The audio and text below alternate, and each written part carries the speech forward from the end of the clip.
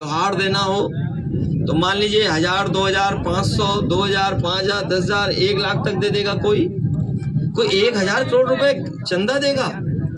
आप खुद सोचिए, क्या 1000 करोड़ रुपए का कोई चंदा देगा? इन्होंने 1,000 करोड़ का चंदा लिया, किसी से 1000 करोड़, किसी से 600 करोड़, किसी से 500 करोड़, और जो 1000 और 600, 500 करोड़ दे देगा, बताओ मुनाफा कमाएगा कि नहीं कमाएगा? और उसी की वजह से भ्रष्टाचार है, उसी की वजह से महंगाई है। इन्होंने गरीब को नहीं दिया, खुद अपने कब्जा कर लिया। जितने भी अपराधी हैं, जितने भी भ्रष्टाचारी हैं, सबको भारतीय जनता पार्टी के गोदाम में रख लिया है। इन्होंने एक गोदाम बनवाई है भारतीय जनता पार्टी के नाम से, उसी में रख लिया सबको। बताओ सब है भ्रष्टाचारी, उनके साथ के नहीं है? चाहे महाराष्ट्र हो, चाहे कहीं हो, और लोगों को डरा रहे हैं। इसलिए हम आपसे निवेदन करने आए हैं, ये चुनाव बहुत अलग चुनाव है, संविधान बचाने का है। अभी एक साथी हमारा कह रहा था कि सबसे ज्यादा इनके ऊपर अन्याय उत्पीड़न है।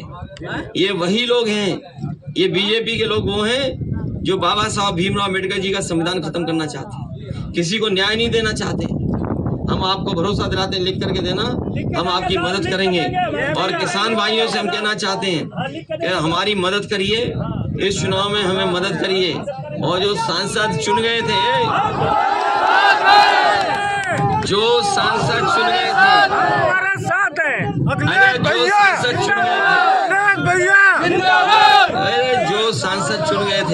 बताओ कौन सा काम कर दिया उन्होंने? बड़ा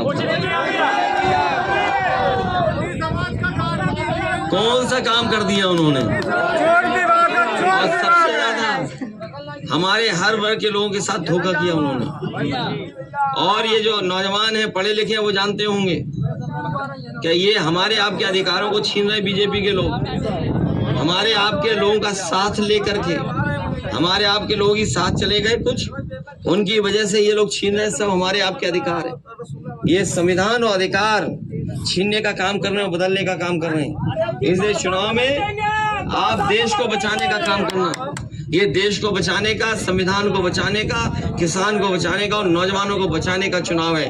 हमें उम्मीद है कि कन्नौज के लोग इस बार इतिहास बनाने का काम करेंगे। इसलिए मदद करोगे? ये तो 5 साल में कुछ बन ही नहीं पाए, अब तो नई सरकार बनेगी, और नई सरकार बनेगी तो हम लोग भी काम करने का मौका मिलेगा हम लोगों को। इसीलिए चुनाव के मैदान में आ गए हम लोग भी। इसलिए मदद करना, विकास के लिए और खुशहाली के लिए आज जरूर आए हैं, लेकिन जो लगाव हमारा सारस से है उसकी वजह से भी दोबारा आना पड़ेगा हमें। इसलिए मदद करना सब लोग। शायद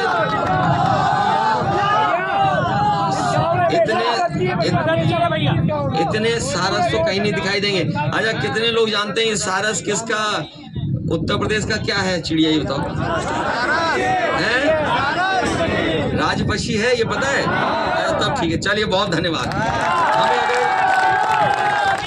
अगर हमें कोई विशेष योजना इस क्षेत्र के विकास के लिए, जिससे नौकरी, रोजगार और किसानों को लाभ मिले, अगर उस योजना के लिए हमें कोई विशेष काम भी करना पड़ेगा, तो जब इतनी बड़ी हवाई पट्टी बना दी है, थोड़ी बहुत जगह दिला करके, जिससे हमारे किसानों की चीजों को लाभ मिल जाए। जब बाबा रामदेव आटा बेच रहे हैं या वो बिस्किट बना करके बेच रहे हैं, ये कानपुर वाले जानते होंगे, कानपुर में सबसे ज्यादा बिस्किट बनता है, ये पता है? ये जो महंगाई के बारे में हम बताते थे आपको कि पार्ले जी के बिस्किट से सीखी इन्होंने महंगाई। ये जो महंगाई है वो मुनाफा कमाने का तरीका इन्होंने पार्ले जी का देखा है।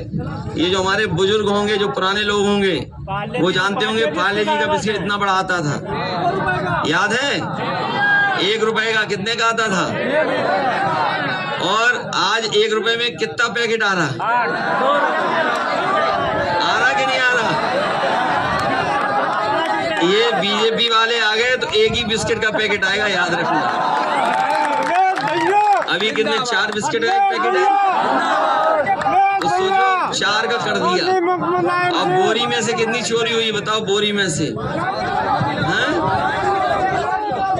हमें और आपको ना समझ सकते हैं बीजेपी वाले, ना समझ तो नहीं हो।